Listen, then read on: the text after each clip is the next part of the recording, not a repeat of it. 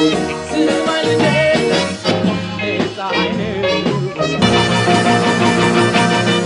ተማር ልጄ ተማር ልጄ ወገን ዘመድ የለኝ አትደልቅም ከእጄ ስማኝ ልጄ ፀሐይ ላስተማር ሰው ግን ቀኑ ጨለማ ተማር ልጄ ተማር ልጄ ወገን ዘመድ የለኝ አትደልቅም ከእጄ ስማኝ ልጄ ፀሐይ ላስተማር ሰው ግን ቀኑ ጨለማ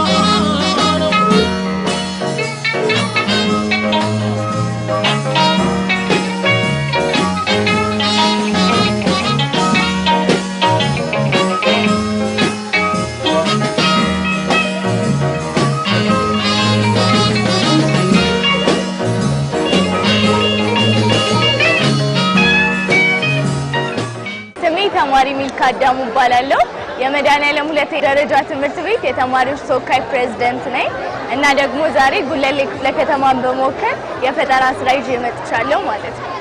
ዛሬ ይዤ የመጣሁት የፈጠራ ስራ በባዮሎጂ ዘርፍ ሲሆን የምወዳደረው ይህም ስለ ዋተር ሳይክሊንግ የሚገልጽ የፈጠራ ስራ ነው ያለኝ ማለት ነው። ስሜ አሬዳ እንደሆነ የሚባለው የመጣሁት ከመድኃኔዓለም ሁለተኛ ደረጃ ትምህርት ቤት ነው እና ዛሬ ይዤላችሁ የመጣሁት ስራ ምንድነው የአድዋ መልክዓ ምድር ነው እንደምታዩት ማለት ነው። ስሜ አብስራ ከፍ ያለው ይባላል የመጣሁት ከመድኃኔዓለም ሁለተኛ ደረጃ ትምህርት ቤት ነው። እኔ ይዤላችሁ የመጣሁት የአብስትራክት አርትን ይዤላችሁ የመጣሁት እና ይሄ ኢትዮጵያን የሚገልጽ ስዕል ነው የሳልኩት። ስሜ ዳንኤል ግርማ ይባላል በጉለሌ ክፍለ ከተማ ወረዳ 9 መድኃኔዓለም ትምህርት ቤት ውስጥ የ10ኛ ክፍል ተማሪ ነኝ እንዲሁም የትምህርት ቤቱ ቫይስ ፕሬዝዳንት ነኝ። ዛሬ በጉለሌ ክፍለ ከተማ እንደ ክፍለ ከተማ በሚደረገው የፈጠራ ስራ አውደሪና ውድድር ላይ በፊዚክስ ዘርፍ ስራ ሰርቼ መጥቼ ነው ያው እዚህ ያገኛችሁኝ ማለት ነው። እንደ ትምህርት ቤታችን ይሄንን ስራ የሰራሁት ድሮን ይባላል።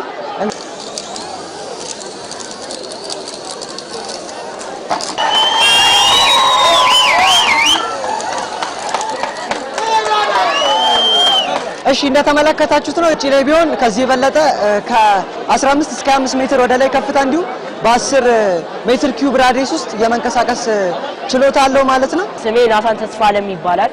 ዛሬ ከብላቴና አካዳሚ የመጣ ነው። ዛሬ በጉለሌ ክፍለ ከተማ በሚደረገው የሳይንስና ቴክኖሎጂ ውድድር ይዘንላችሁ የመጣ ነው ፕሮጀክት እናሳያለን። ይዘን የመጣ ነው ፕሮጀክት ስኩሊዛ ይባላል።